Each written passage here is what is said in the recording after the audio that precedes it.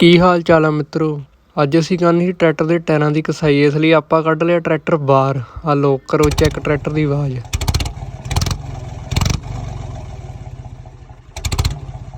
ਲਓ ਜੀ ਫਿਰ ਅਸੀਂ ਪਾਇਆ ਟੋਚਨ ਡਰੈਗਨ ਵਰਸਿਸ ਫੋਰਡ 3600।